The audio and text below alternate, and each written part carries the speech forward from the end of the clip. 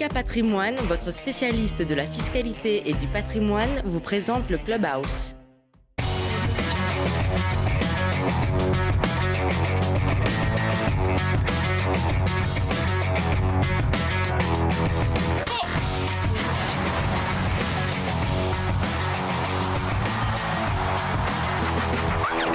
Bonjour à tous, nous sommes le vendredi 27 avril et je suis ravi d'ouvrir les débats puisque c'est le forum de Girondins TV en compagnie de la plus belle des chroniqueuses qui nous a rejoint pour la seconde fois. Jade, salut. Bonjour. Ravi de te revoir à nouveau. Et Antoine Barra, ravi aussi de vous voir mon cher Antoine, bien sûr. Manu, merci. Bien sûr. Vous n'avez pas les mêmes regards, mais je suis content de vous voir. Allez, c'est super. On va parler de quoi dans cette émission? De la 34e journée de Ligue 1. On va revenir sur la très courte défaite, mais surtout sur le très beau match des Girondins de Bordeaux face à Paris le week-end dernier. Dans une ambiance de feu, le Matmut Atlantique était plein. On va revenir quelques instants sur cette rencontre. On écoutera Nicolas de Tavernos sur notre antenne. C'était à l'issue de la rencontre. On va parler bien sûr de la 35e journée de Ligue 1. C'est demain avec la réception de Dijon. Des petits bouts de points presque qu'on a sélectionnés pour vous. De Gustavo Poyet qui nous parle de cette équipe de Dijon, qui nous parle aussi de son idéal d'effectif pour la saison à venir. On aura aussi un sujet statistique concocté et préparé par Alain Baudron. Un petit résumé du match aller. Enfin, beaucoup de choses à vous montrer. On parlera de la Ligue des Champions, de l'Europa League et des opérations qui ont été mises en place aussi par les Girondins de Bordeaux avec notamment Cdiscount. C'était cette semaine, retour sur ces OP. Tout ceci après le flash présenté par Olivier Faure. Bonjour Emmanuel, bonjour à tous, ravi de vous retrouver pour les dernières infos de la semaine avec une séance d'entraînement à huis clos ce vendredi matin pour les hommes de Gustavo Poyet qui prépare bien sûr la réception de Dijon. Ce sera ce samedi soir au Matmut Atlantique, coup d'envoi de la rencontre à 20h. Bordeaux, on le rappelle, toujours 11e, Dijon juste derrière les Girondins, 12e à seulement un petit point. Notez que Martin Braithwaite est suspendu pour cette rencontre côté dijonnais. Il y a de nombreux absents, Saïd, Lotoa, Varro, Abéid, Balmont, Jeannot, Tavares, Xeka et Samaritano donc qui manqueront à l'appel. Et puis félicitations à Malcolm et Paul Bernardoni qui sont nommés pour les trophées UNFP. Malcolm est nommé dans la catégorie espoir de la saison avec Ndombele, Aouar et Mbappé, et Paul Bernardoni lui figure dans la catégorie du meilleur gardien de Ligue 2. On croise les doigts pour les deux Bordelais. Et puis on connaît la période du mercato pour la saison 2018-2019. Elle aura lieu du 9 juin au 31 août. Le mercato d'hiver, lui, aura lieu du 1er janvier au 31 janvier prochain. Et puis l'équipe réserve reçoit Bressuire ce week-end. On rappelle que les hommes de Mathieu Chalmé sont toujours leaders de National 3 avec 4 points d'avance sur Bayonne. Enfin, un joyeux anniversaire à Lindsay Thomas, l'attaquante de l'équipe bordelaise qui fête aujourd'hui ses 23 ans. Voilà pour les dernières infos, Emmanuel.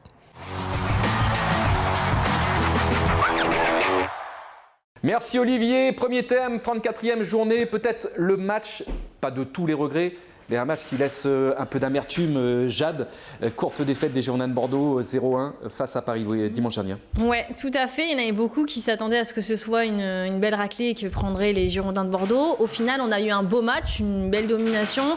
C'était pas l'équipe type du Paris Saint-Germain, mais quand même, ça reste le Paris Saint-Germain. Donc, c'est une petite défaite, je pense, presque encourageante. C'est un peu frustrant à dire, ouais. Mais je pense que c'est le terme. C'est vrai qu'à l'aller, ça avait été 6-2. Ça avait été une défaite qui avait précipité la série de mauvais résultats des Girondins de Bordeaux. Là, on a vu un visage des Girondins de Bordeaux splendide, honnêtement splendide. Comment on explique que cette équipe soit comme ça sur du courant alternatif ? Capable, pas du pire, mais de choses quand même assez moyenasses, et là de performances telles que celle-là. Je pense qu'en fonction de l'adversaire, bien sûr, on se met en mode Champions League, entre guillemets, et ça a été le cas pour Bordeaux. Alors Paris, c'est un adversaire très coriace. Je crois que le match nul aurait été plus juste. Maintenant, ça laisse moins de traces, une défaite comme ça, qu'un 6-2 au match aller. Donc, comme disait Jade, c'est plutôt encourageant, et c'est vrai qu'ils sont capables, ils ont quand même un bon collectif, et quand ils pressent haut comme ça et qui sont justes techniquement, c'est sûr que Bordeaux peut finir dans le top 6 encore une fois. Bon, cette année, il ne faudra pas se planter, mais ma foi, on sait qu'ils sont capables. On va regarder aussi ces images prises depuis la fan zone. On va parler de l'ambiance. Regardez, il y avait beaucoup de monde. C'est record d'affluence au Matmut Atlantique, plus que lors du match inaugural, plus que face à Marseille, des concerts, des animations. Quel était votre ressenti, vous, de cette ambiance justement? En plus, il faisait beau dimanche dernier. Quelles sont les vibrations que vous avez ressenties? Mais justement, une vraie dynamique autour du club. J'ai trouvé les Bordelais assez soudés, assez fédérés ensemble pour cette occasion-là. Donc j'ai trouvé que c'était humainement, socialement, à tous les niveaux intéressant. Et j'aimerais bien qu'il y ait plus souvent cette ambiance, cette énergie, ce mojo. Ce mojo. C'est vrai que cette ferveur, elle est encourageante. On a connu des matchs où le Matmut était vraiment pas plein du tout. Et voilà, on aimerait connaître un petit peu plus ça. Est-ce que c'est ça aussi, cette ferveur-là, qui a porté les Girondins de Bordeaux à faire un match aussi impressionnant et aussi correct par rapport à d'autres? Possible, on le voit avec d'autres équipes qui arrivent à se faire porter par leurs supporters. Donc je pense que ça marche aussi pour les Girondins de Bordeaux, donc on en veut encore pour la suite. Ferveur. Alors après, c'est vrai aussi que l'affiche est déterminante. Enfin, l'affiche est, comment dire, une des clés de l'enthousiasme et de cette ferveur. Sans vouloir dénigrer quiconque, je pense que ce ne sera pas la même ambiance demain. On attend 15 000 spectateurs, je crois. C'est sûr que demain, ça va être les puristes, entre guillemets. Là, il y a un peu tout le monde un dimanche. Je veux dire, c'était le cocktail parfait pour avoir ce résultat-là. C'était un match de famille. Là, c'est sûr que c'est plus un match d'experts, on va dire. Je peux comprendre qu'entre le rugby aussi, on a déjà eu ce débat en début d'année dernière. C'est vrai que le rugby a une belle place à Bordeaux aussi. Je crois que c'est les résultats, c'est le recrutement, le casting, l'attitude des joueurs, un petit peu tout ça qui, combinés, font qu'il y a du succès ou pas et qu'il y a de l'affluence. Mais quand on voit qu'on est capable de le faire, il n'y a pas de raison de ne pas réussir à reproduire. Parler d'animation, de concert, c'est vrai qu'il y a aussi toute ce backstage-là qui peut générer de l'affluence. C'est très bien desservi quand même avec les transports en commun. Je veux dire, il y a un vrai effort de la commune qui a été fait pour faciliter l'accès. Je pense qu'on a tous les ingrédients pour avoir un vrai public et un vrai team spirit. Est-ce qu'on commence à voir la patte Gustavo Poyet? On était sur 2 victoires, on va considérer que c'est une défaite encourageante, comme vous l'avez dit. Est-ce que la patte Gustavo Poyet commence à se faire sentir? On a l'impression qu'elle se fait sentir. On voit que voilà, il prend des décisions, il ose prendre certaines décisions avec la titularisation ou non de certains joueurs. Voilà. Ouais, donc je pense que oui, on commence à la voir et puis on va la voir de plus en plus parce que là, au niveau du positionnement sur le classement, on a espérer un petit accrochage de l'Europe. Je pense que là, ça va être un petit peu difficile.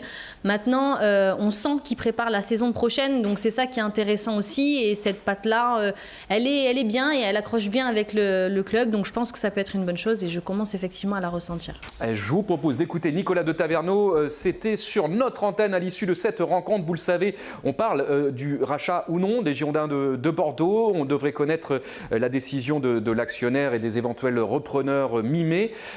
Après un match comme ça, Nicolas Taverneau, il s'interroge quand même, est-ce qu'on fait bien de partir? On s'est réconcilié avec cette équipe, même si elle a défaite. Écoutez, ça aurait été mieux si on avait gagné.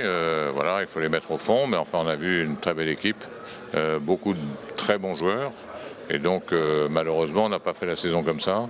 Si on avait fait cette saison avec cette intensité, avec cette volonté de gagner, avec la qualité qu'il y a des joueurs, on a toujours pensé qu'il y avait des joueurs de qualité, on ne serait pas 11e aujourd'hui au classement. C'est dommage. Ça donne des regrets, forcément? Évidemment, ça donne des regrets. Non, pas tant sur ce match, parce que Paris gagne n'est pas une absurdité, mais ça donne des regrets pour toute la saison. C'est-à-dire que la saison, on est passé à côté pour beaucoup de choses. Alors, voilà, après, il sera temps d'analyser, mais on voit qu'il y a une bonne équipe de Bordeaux qui est capable de produire du jeu. Simplement, on ne peut pas produire du jeu par épisode. Finalement, il a toujours été dit que ce groupe avec de la qualité, et sur ce match-là, mais vous l'avez prouvé aussi contre Lyon, contre Marseille, sur les gros matchs, Bordeaux a souvent été là. Oui, mais enfin un championnat, ça se joue sur 38 journées et donc il ne faut pas être là de manière intermittente. Voilà. Donc je pense que cette équipe a montré, on a encore 4 matchs à disputer, 4 matchs qui ne seront pas évidents. Il faut que ces 4 matchs, on les finisse bien la saison, parce que pour qu'on soit dans la première partie du classement, on voulait avoir 50 points, donc il faut essayer de les avoir. Voilà, bon, ce match-là, à la limite, bon, quand on perd un point parce qu'on n'a pas fait l'égalisation, c'est pas une catastrophe. Ce qui est important, c'est que les joueurs se sont montrés, ils ont montré qu'ils avaient du potentiel. Il y a quand même il y a vraiment une intensité. Le joueur du match est Pablo, hein, bon. Et donc, il y a eu un très grand gardien en face, voilà. Mais dans une bonne ambiance, un stade plein, c'est ce qu'on aime. Vous êtes venu il y a quelques jours rassurer les joueurs de bien finir cette saison, de ne pas penser peut-être à ce que vous êtes en train de faire en coulisses. Oui, vous savez, quand on voit un match comme ça donne envie de rester. Voilà. Ah, c'est une information, ça, Nicolas de Taverneau. Ça donne toujours envie de rester quand on voit un match comme ça. Bon, pour le reste, non, ce qu'on est venu dire aux joueurs, c'est pas tellement les affaires d'actionnariat. On est venu leur dire qu'ils ne pouvaient pas ne pas s'impliquer. Il y avait des supporters, il y avait une équipe, il y avait des actionnaires, donc il fallait se battre. Et ils ont montré ce soir qu'ils pouvaient le faire. Maintenant, à eux de continuer de le faire pendant les 4 prochains matchs. Et en coulisses, ça s'active toujours ou pas du tout? Écoutez, on verra. On aura la fin du feuilleton avant la fin de la saison. Encore une fois, on aime bien cette équipe. On n'est pas pressé de partir. Voilà. Ah, il y a quand même une petite info là, non? À bientôt. Merci Nicolas de Taverneau. Voilà donc Nicolas Taverneau, c'était sur Girondin TV en direct dimanche dernier. Regardons ensemble le tableau d'abord du classement à l'issue de la 34e journée de Ligue 1 et après on fera les rencontres. Paris, ils ont 90 points, ils sont en route pour essayer de battre leur meilleur total de points lors d'une saison qui est de mémoire de 96 je crois. Ou 98, 96 ou 98, vous avez peut-être raison Antoine. Bordeaux 43, on cale, hein, on est à la 11e position. Si on regarde un peu plus vers le haut, la 6e place qui sera européenne vraisemblablement, hein, on en est à 6 points. Il reste à jouer Dijon, aller à Saint-Étienne, recevoir Toulouse, partir à Metz, 4 matchs, 12 points à prendre. Jade, la remontada, c'est possible ou pas? Alors, au vu du calendrier des autres adversaires directs qu'on a pour l'Europe, je pense qu'on a le calendrier le plus favorable. Je pense que Toulouse, même si bon, ils vont s'arracher justement pour pas être en zone de relégation et compagnie. Metz, après voilà, Saint-Étienne, ça reste le plus gros adversaire qu'on ait. C'est un adversaire direct, donc c'est quand même faisable. Maintenant, voilà, on n'est plus maître de notre destin et c'est ça qui va poser problème, mais on peut continuer à y croire. Antoine, on continue à y croire? Oui, tant qu'il y a de la vie, il y a de l'espoir. Ouais. Et puis la défaite n'est pas, ou du moins laisser baisser les bras n'est pas girondin. Ça fait pas partie de l'ADN du club, ça on le sait. C'est joli. Je vous propose de regarder à présent pour notre jeu que le PAF entier nous envie, le s'en fout pas. Le programme de la 35e journée qui commence ce soir avec un Montpellier Saint-Étienne. Tiens, il nous intéresse bien ce match, non? Ah, plutôt oui, donc on s'en fout pas. Adversaire direct. Le score. Le score. Peut-être un petit quart d'heure pour voir. Un petit pick-up comme voilà, ça rapide. Exactement. Ouais. Parce que c'est vrai qu'on a quand même eu beaucoup de football cette semaine. Hein. Ouais. Ça a commencé dimanche pour nous et puis après ça a enchaîné comme coup de chaîne, mardi, mercredi, jeudi. Ouais. Lyon-Nantes, ça nous intéresse. Hein? Oui, ça nous intéresse. Ouais, on aimerait bien que les Lyonnais battent les Nantais. Ah oui, ce serait mieux, oui.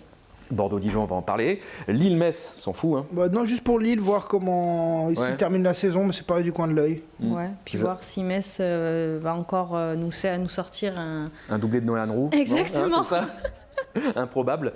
C'est quand même fou hein, parce que cette équipe, c'est pas la meilleure attaque, c'est pas une meilleure attaque, mais elle marque avec Nolan Roux, mais ça va être une des pires défenses du championnat, j'imagine. Hein. Bah, la pire défense, c'est Dijon. Quand même, hein. La pire défense, c'est Dijon. C'est Dijon. Ouais. Ah oui, on va le voir dans le stat tout à l'heure, vous avez raison. C'est tout vrai. à fait. C'est vrai. Monaco-Amiens. On s'en fout un peu. S'en fout un peu, hein. Ouais, ok. On a piscine. Hein. Strasbourg-Nice. Faut voir ce que va faire Nice. Hein. Nice, Nice, ça nous intéresse pour le résultat. Nice, c'est devant nous. Hein. Ils sont devant nous. Bon. Ouais. Après, je ne veux pas mettre le réveil. Hein. Ouais. Non, je ne veux pas mettre le réveil pour... Parce que je me couche très tôt, en fait, c'est pour ça. Oui, bien sûr. Ouais, vers 18h. 18h30 hors taxe. C'est ça. 3 Caen. Ouais, on s'en fiche un peu, ouais. Moi je... Beau derby, ça. C'est un derby normand. Je vais au stade à 3. Vous allez au stade à 3? Bien sûr. J'ai posé 2 RTT pour aller. C'est vrai. Bravo. Mais vous avez réussi à avoir des billets? Oui. Il paraît que ça se joue à guichet fermé. Oui, c'est à guichet fermé, mais j'ai réussi avec un contact du cousin de mon beau-frère. Ah, c'est pour ça. Parce qu'ils ouvrent qu'un quart de tribune. Rennes-Toulouse. Oui, on s'en fout aussi. Rennes est devant. Oh, quoique, oui, Rennes, oui. Non. On va regarder. Hein. Ouais, on va regarder le résultat. Puis Toulouse aussi, parce que comme on reçoit Toulouse, on reçoit ou on se déplace? On reçoit. On reçoit, donc on va voir un petit peu quand même. Angers-Marseille, tiens, on va regarder comment les Marseillais s'en sortent après leur belle victoire hier. Exactement. Et puis comment ensuite ils vont pouvoir aborder celui de la semaine prochaine aussi. S'ils vont se mettre un peu de repos ou pas. Ouais, et s'il y a eu un peu de turnover. Puis voir le buteur angevin, là, j'ai oublié son nom, celui qui cartonne à Angers. Toko Ekambi. Oui. Toko Ekambi, ouais. Voir un petit peu. Ok, moi là il est un peu plus en sommeil je crois actuellement, hein, me semble-t-il. Paris Saint-Germain, Guingamp, derby encore. Ouais, derby, derby de Ligue de France. Camboiré. Ouais, exactement. Voilà, je vous propose d'écouter tout de suite Gustavo Poyet en conférence de presse qui nous parle de Dijon. Je ne me rappelle pas, dans une saison, une équipe à moi, c'est vrai qu'on a changé d'entraîneur. Okay. Mais combien une équipe peut changer le match aller à un match retour? Regardez-vous les 11 qui sont joués à ces matchs-là, et peut-être les 11 qui vont jouer un samedi soir, c'est une autre équipe. C'est une autre saison. C'est comme on a commencé la deuxième saison. C'est complètement différent. C'est incroyable. Et ça, c'est part de la consistance qu'on a besoin l'année prochaine. Tu ne peux pas jouer un match, c'était quand octobre, novembre, et que 7-8 joueurs de ce match-là, ils ne vont pas jouer samedi. Ça, c'est vraiment un changement. Hein. C'est quelque chose que, je ne sais pas si c'est passé à part de nous, Saint-Étienne peut-être, qui sont 5 joueurs en janvier, mais le reste, je ne sais pas. Hein. Mais c'est vraiment incroyable. Ça montre que quelque chose, on n'a pas bien fait dans la saison, et c'est pour ça qu'on essaye de finir bien quand même. Merci à Gustavo Poyet et à la conférence de presse. C'est pas mal ça comme lancement. Qu'est-ce que je veux dire Dijon, on va quand même pas s'inquiéter, on va quand même pas trembler. Non, mais je crois qu'un homme averti en vaut deux. Donc dans le football, vous avez le sens de la formule ce soir, n'est-ce pas? Ouais. Non, il faut toujours se méfier de Dijon, même si ils ont une attaque qui est un peu. Ils ont 7 blessés, ils arrivent avec une équipe, il a la moitié de son effectif à dispo. Comme je disais, c'est la pire défense du championnat, même après Metz. Et leur attaquant le plus prolifique, il est blessé. Donc normalement, on ne devrait pas avoir à s'en méfier, mais bon, il faut les prendre comme si c'était le Paris Saint-Germain, parce que sinon on est capable de faire nul ou de même sur un. Galérer, et on n'a pas le droit à l'erreur là. Sur un malentendu, prendre un but et se retrouver le bec dans l'eau.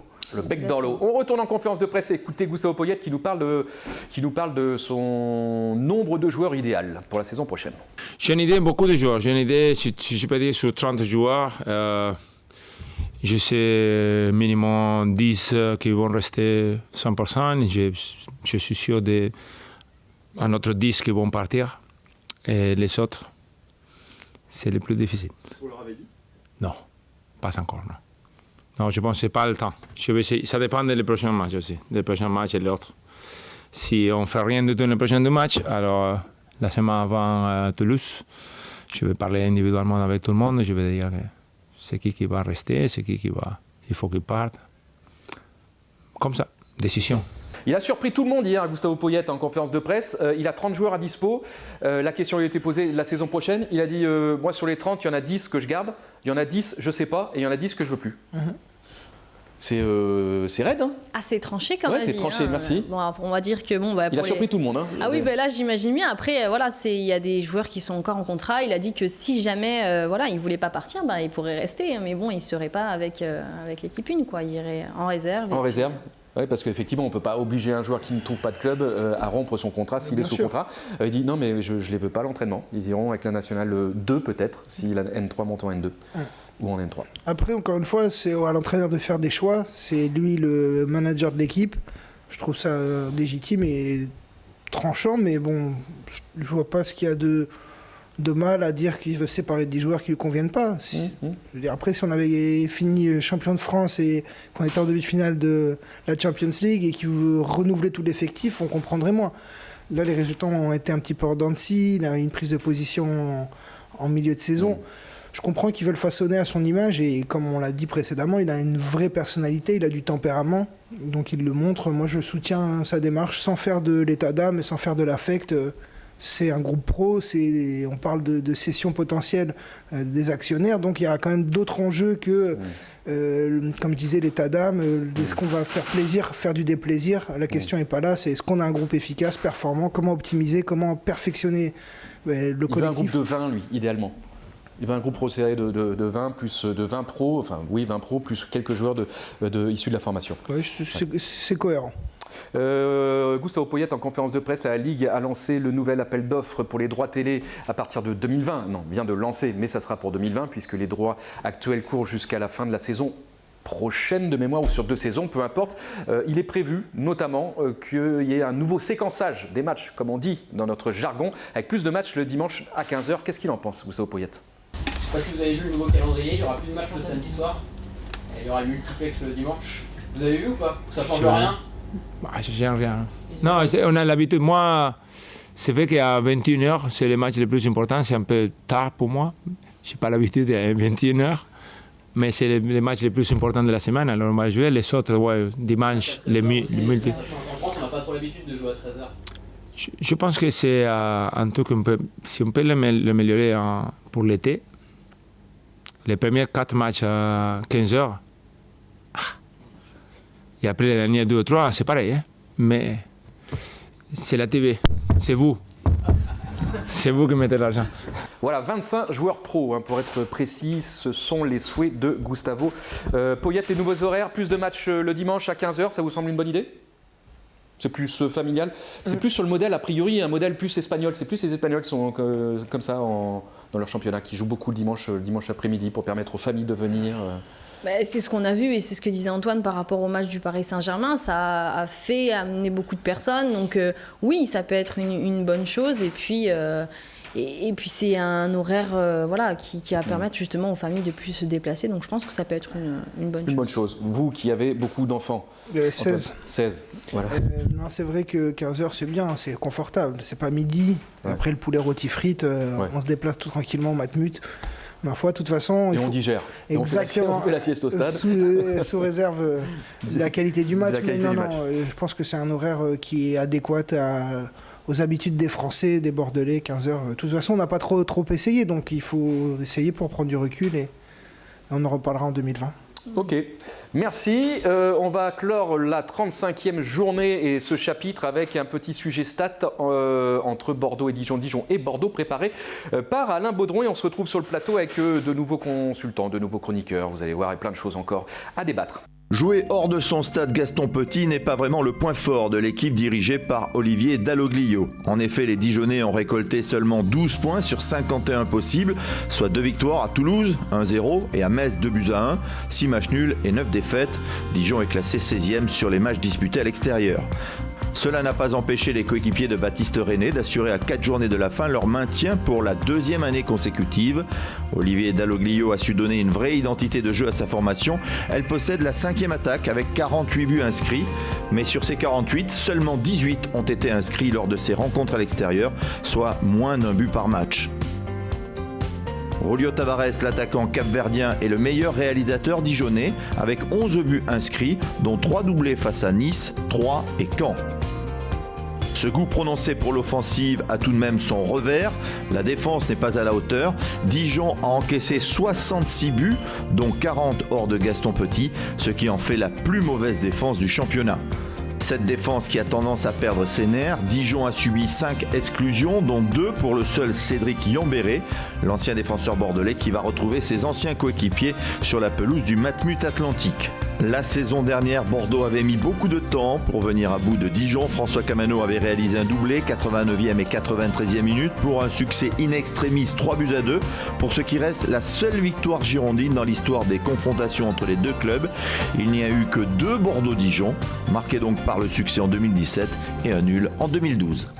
Voilà donc pour ce sujet stat. Petite précision, effectivement, aussi plus de matchs le dimanche à 15h, notamment pour permettre de conquérir, pourquoi pas, le marché asiatique, vu que 15h en France, c'est 20h en Asie et en Chine plus particulièrement. On va débattre avec Sylvain Ginola qui nous a rejoint. Salut mon cher Sylvain. Salut Manu, comment ça va? Je précise encore une fois que Ginola n'a rien à voir avec le joueur de foot, maintenant présentateur vedette d'M6 et W9. Bonjour Jade. Bonjour. Et voilà, et puis on va saluer notre ami Antoine Barra qui nous a quittés, mais qui sera là la semaine prochaine, bien sûr. Bon, de quoi allons-nous parler vite fait? Ligue des Champions, Europa League, parce qu'on a plein de choses, j'ai vite fait, non, mais c'est que ça va vite. Bah oui. On a plein de choses à voir. Ligue des Champions, tout d'abord, avec la victoire du Real au Bayern, et puis grosse victoire de Liverpool face à l'AS Roma. Vous commencez par quel match? D'apparition générique. Chronologiquement parlant, c'était Liverpool en premier, on va commencer là-dessus. Liverpool 5-2, j'ai vu le match, ils sont impressionnants. Impressionnant, c'est un petit peu dommage, j'ai envie de dire, qu'ils aient encaissé ces 2 buts à la fin du match. Maintenant, oui, voilà, je pense que de toute façon, après avoir surtout battu Manchester City, je pense que personne ne pouvait trop leur résister. Ils sont tombés sur des 3 équipes, c'était celle qui allait le moins pouvoir résister, je pense, parce que moins d'expérience, parce que moins d'effectifs impressionnants, etc. Donc voilà, je ne crois pas que l'AS Roma va nous refaire une petite remontada. Je pense que Liverpool sera bien en finale cette année. Et peut-être aussi pour le grand public, la découverte d'un attaquant qui s'appelle Mohamed Salah, l'Égyptien. Alors on le connaît bien en Première Ligue, il était à l'AS Roma d'ailleurs, je crois, l'année dernière, dans le Calcio. Quel joueur! Il a été impressionnant. Impressionnant. 2 buts de passes décisives. Il marche sur l'eau en ce moment. Ah oui, en ce moment, il est en haut et puis pour que ça dure. Hein. C'est ça les grands joueurs. Mais très très bon. Moi, je l'ai trouvé bon, magnifique.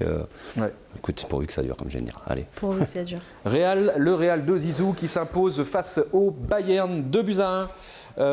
Bravo, Mister Coach. Là, oui. Coaching gagnant. Clairement, et puis le coach, et puis à chaque fois le coaching gagnant qui fait rentrer, c'est Asensio. Et à chaque fois, voilà, il est présent, il répond présent. Et voilà, on a eu en plus un but de Marcelo, défenseur, mais très beau but, gros match. Oui, il en met un beau but. Et puis gros match de la part du défenseur brésilien. Voilà, est-ce que vraiment le Real peut être arrêtable en Ligue des Champions? C'est difficile à dire, surtout qu'avec le coaching gagnant et une telle équipe, rien à dire. Il survole. Je crois que le Real, il survole.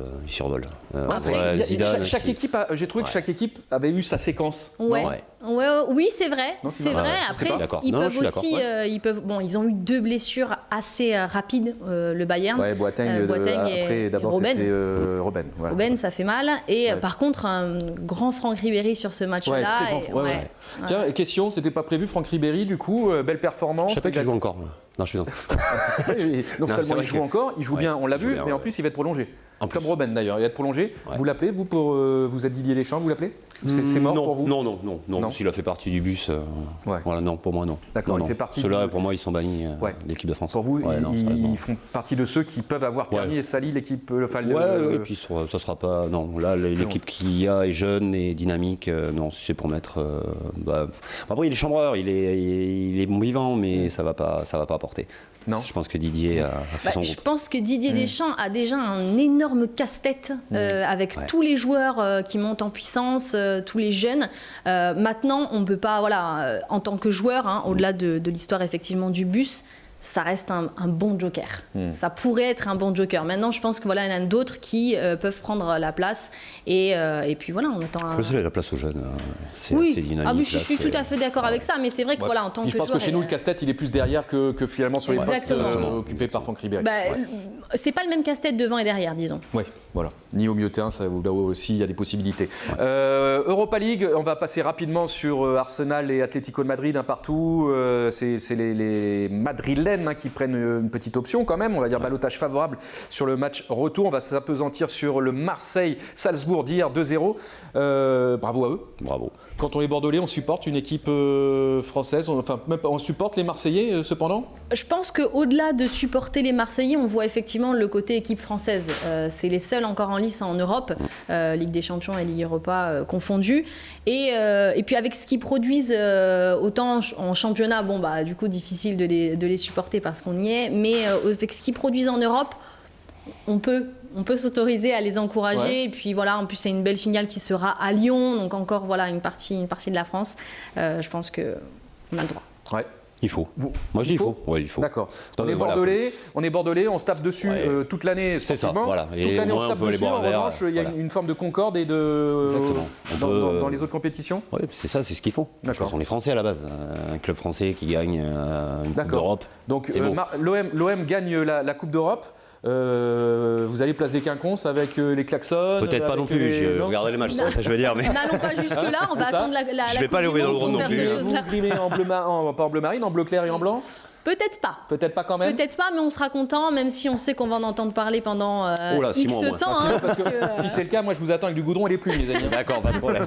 Allez, on va regarder à présent deux opérations très sympas cette semaine. C'était mercredi, opération salarié de Cdiscount et joueur FCGB. On est là à Bacalan avec Maxime Poungé et Goutia Karchouni. Vous allez les voir en train de jouer au baby-foot avec des salariés donc, de Cdiscount de Bacalan. C'est des moments très sympas, ça vraiment fait très plaisir surtout de gagner tous ces matchs. Pourquoi tu rigoles, Olive? Bon voilà, on a été très très bons aujourd'hui. Nos adversaires ont été un peu moins bons, mais bon c'est comme ça, c'est le baby-football. Voilà, c'est la vie. On l'a vu, tous ces salariés, ils étaient contents de vous voir, hein. C'est sympa aussi ça. Ouais, non, c'est bien, ouais, ça fait plaisir. On a senti vraiment qu'ils étaient contents de nous voir, de partager un moment avec nous. Et nous aussi, on est très fiers d'avoir partagé un moment avec eux.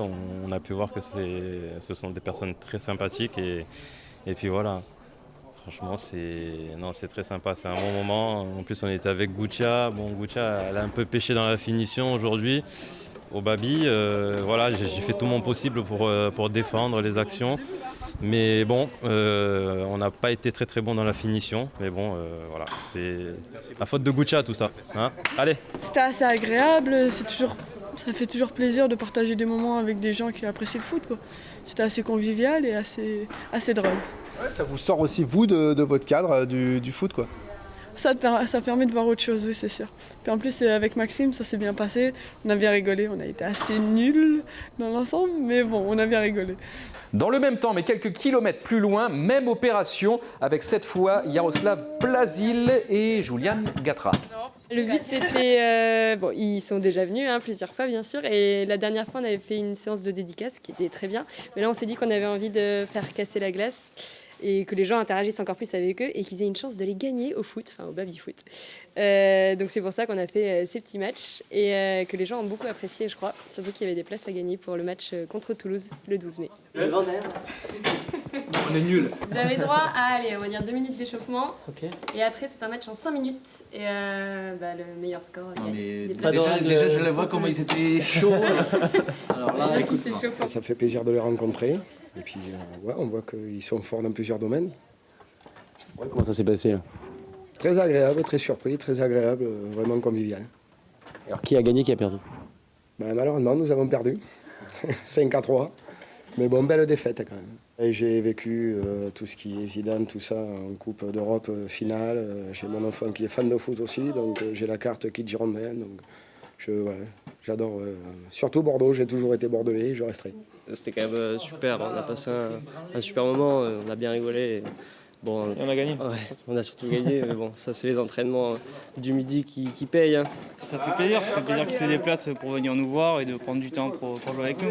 Au début c'était pas si facile que ça et on a réussi à remporter la victoire. C'est super sympa, c'est convivial, petit baby-foot.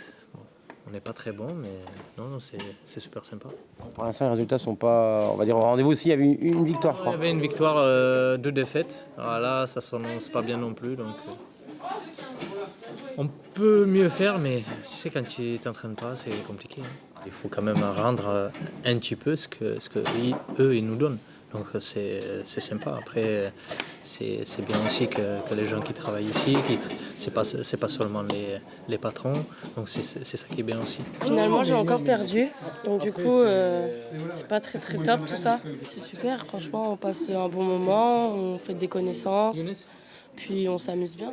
Ça nous a permis de passer du bon moment, de pouvoir les rencontrer aussi, de voir que c'est des personnes humaines comme nous, qu'on soit au boulot ou en dehors. Voilà, on s'amuse, on joue contre eux, on peut discuter facilement avec eux, donc tout s'est bien passé. Allez, juste avant de se quitter, pronostic pour demain, Jade. Je vous espérais une victoire, j'espère écrasante, donc on va aller à un 3-0 pour Bordeaux. Allez, 3-0 pour Bordeaux. Sylvain. Ouais, pareil, j'allais dire 2-0, mais 3, ça serait bien. Ça serait le l'avérage. Ok, et on repasse du bon côté du tableau. Voilà. On se rapproche à 2 ou 3 points. Pourquoi pas de la 6e place qui peut nous intéresser pour l'Europe la saison prochaine. Merci à Jade. Merci à Sylvain. Merci à Antoine, merci à vous tous de nous avoir suivis. On se retrouve demain en direct depuis le Matmut Atlantique. Prise d'antenne 19h. Passez un bon week-end, une bonne soirée tout d'abord. À demain. Bye bye.